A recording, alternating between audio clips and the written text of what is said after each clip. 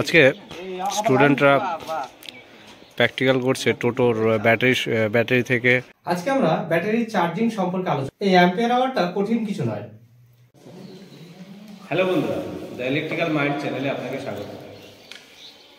আজকের দিনে যেখানে ছেলেমেয়েরা, বিশেষ করে ছেলেরা মাধ্যমিক পাশ করে বাইরে out of state, out of India চলে যাচ্ছে, সেখানে আজকে আমি আপনাদের শোনাবো আমার একটি স্টুডেন্টের কথা, যে পারিবারিক আর্থিক সমস্যার কারণে পড়াশোনা করার খুব একটা সুযোগ পাচ্ছিল না।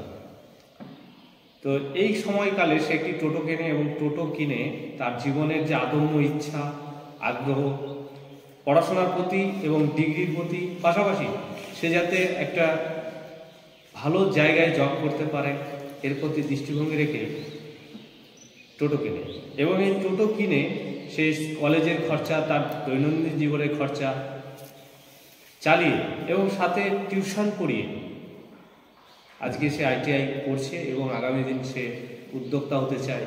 তার ইচ্ছে আইটিআই ইন্ডাস্ট্রিয়াল ট্রেনিং ইনস্টিটিউটে পড়ে সে তার জীবনে উদ্যোক্তা হতে চায়, একটা ভালো সাকসেসফুল লাইফ সে চয়েস করতে চায়। এই বিষয়টি আপাত দৃষ্টিতে সহজ হলেও ভীষণই গর্বের বিষয় যে পড়াশোনা করার জন্য টোটো কিনেছে এবং টোটো চালিয়ে তার জীবনের সেই পড়াশোনার খরচা চালাচ্ছে। এটা আমি অ্যাজ এ শিক্ষক আমার নিজেকেও ভীষণ ইন্সপিরেশন করে, এবং আমি চাইব যে পশ্চিমবাংলার প্রতিটি ঘরে যেখানে আর্থিক অসচ্ছলতা, আর্থিক সমস্যা রয়েছে, তারা নিজেদের উদ্যোগেই পড়াশোনা শুরু করে, পড়াশোনা করার জন্য কোনো বাউন্ডারি নেই। দরকার মেধা, যার মেধা নেই তার দরকার প্রচুর প্র্যাকটিস।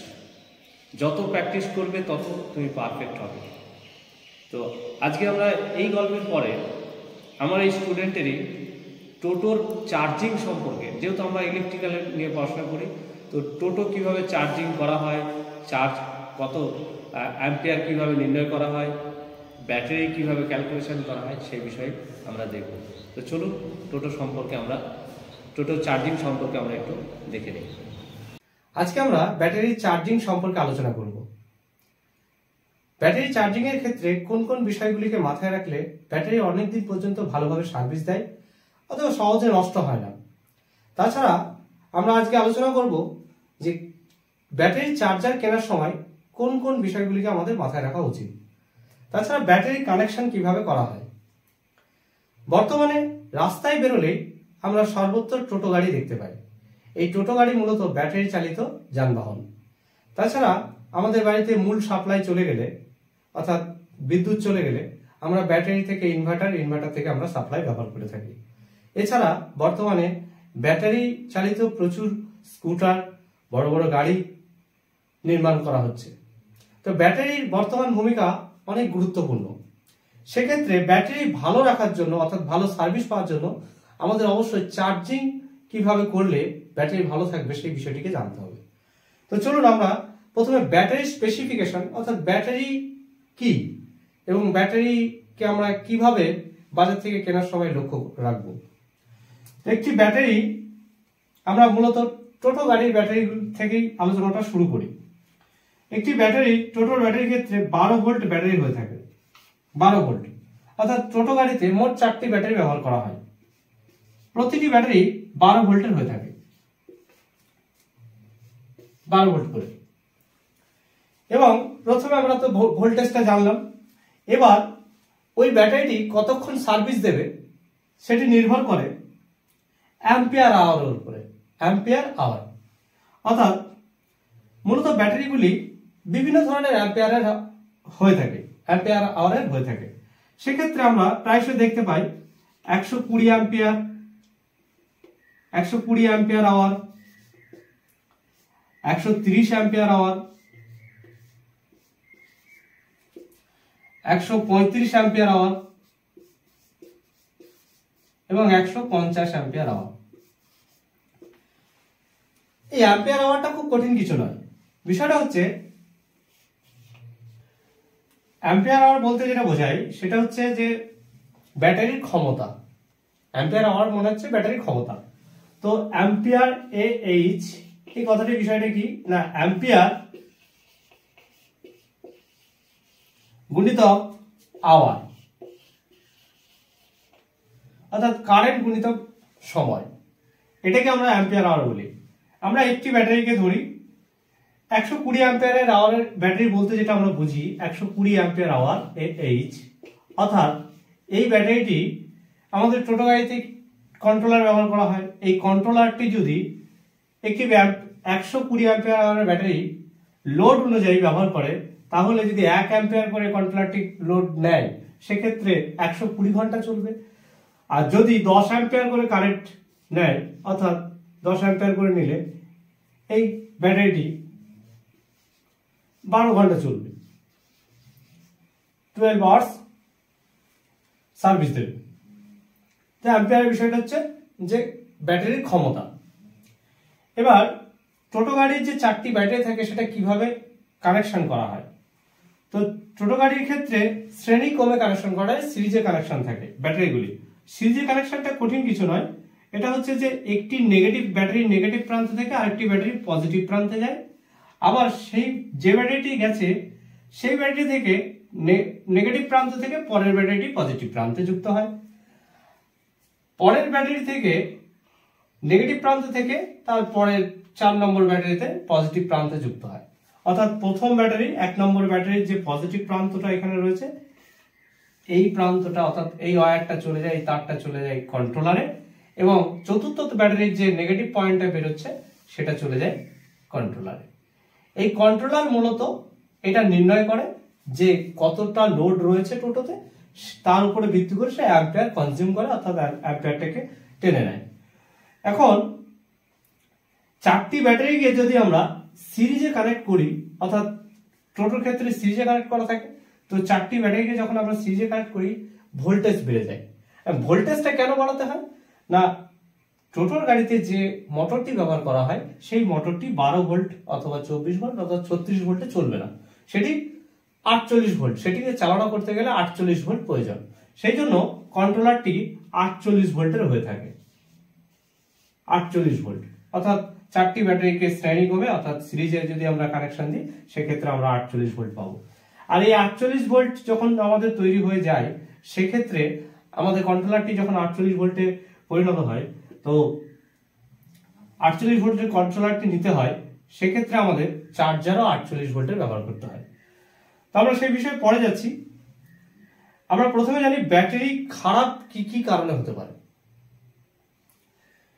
এই ব্যাটারি খারাপ হওয়ার পেছনে মূলত চার্জিং পদ্ধতিকেই দায়ী করা হয়। আর এই চার্জিং পদ্ধতির 4টে কারণ আমরা মূলত লক্ষ্য করে থাকি। একটি কারণ হচ্ছে, প্রথম কারণ সেটা হচ্ছে সালফেশন।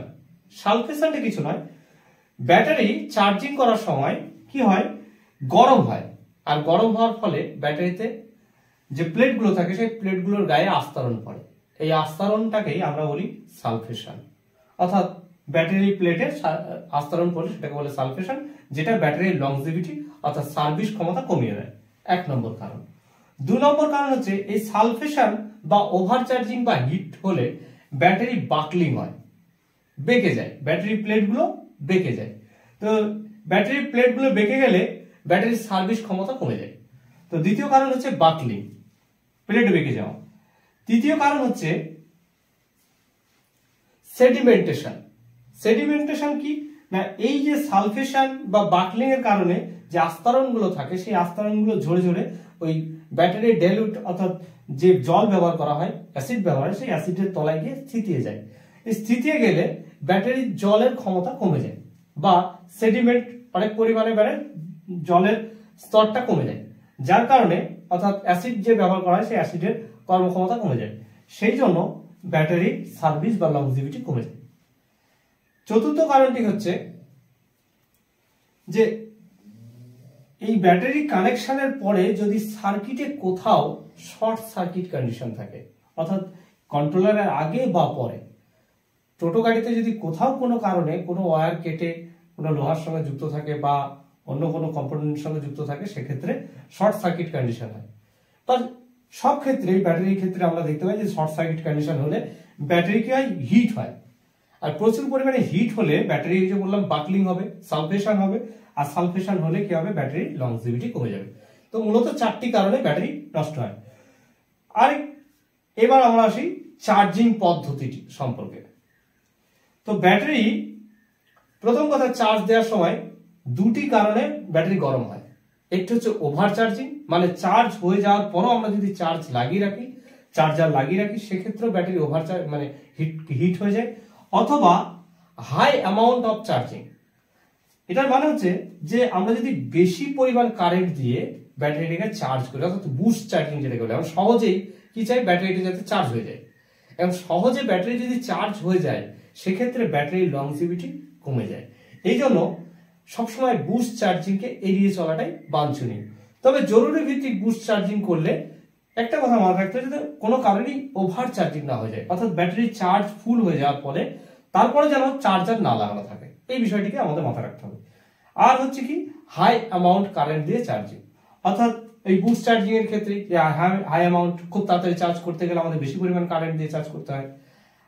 এক্ষেত্রে আমাদের এটিকে মিনিমাইজ করার জন্য বা এটিকে ভালো করার জন্য বা সঠিক পদ্ধতি অবলম্বন করার জন্য ট্রিকল চার্জিং ব্যবহার করা উচিত, অর্থাৎ ব্যাটারিকে কম কারেন্ট দিয়ে বেশি সময় ধরে চার্জ দিতে হবে।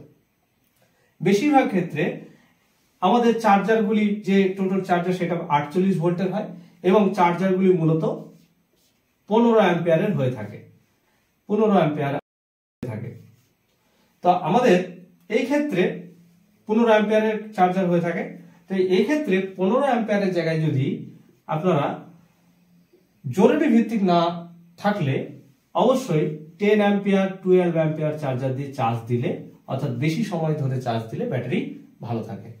ব্যাটারি বেশি সময় ধরে চার্জ দেওয়ার পরে যদি ব্যাটারি ফুল চার্জ হয়ে যায় সেক্ষেত্রে অবশ্যই ওভার চার্জিং বা ওভার হিটিং না হয়। সেই জন্য যে চার্জারটি ব্যবহার করবেন সেই চার্জারটিকে অবশ্যই কাট আউট চার্জার কিনা সেটা দেখে নেবেন। অর্থাৎ কাট আউট চার্জারটা বিষয়টা কি, যখনই ব্যাটারির ভোল্টেজ আর কারেন্টের চার্জারের ভোল্টেজ ইকুয়াল হয়ে যাবে তখন অটোমেটিক চার্জিং কানেকশন কেটে দেয়, এটা বলে কাট আউট চার্জার। তা আপনি যখন চার্জার কিনবেন বাজার থেকে তখন অবশ্যই এটা মাথায় রাখবেন যে কাট আউট চার্জার কিনা, অর্থাৎ চার্জিং ব্যাটারি ফুল হয়ে গেল অটোমেটিক চার্জার কাট আউট করে দেবে। এই চার্জারগুলো বাজারে অবশ্যই কিনতে পাওয়া যায়, খুব বেশি এর খরচা আসে না, জাস্ট একটা রিলে ব্যবহার করলেই কাট আউট চার্জারের ব্যবহার করা যায়। তো আপনি চার্জার কেনার সময় অবশ্যই কাট আউট চার্জারটি দেখবেন।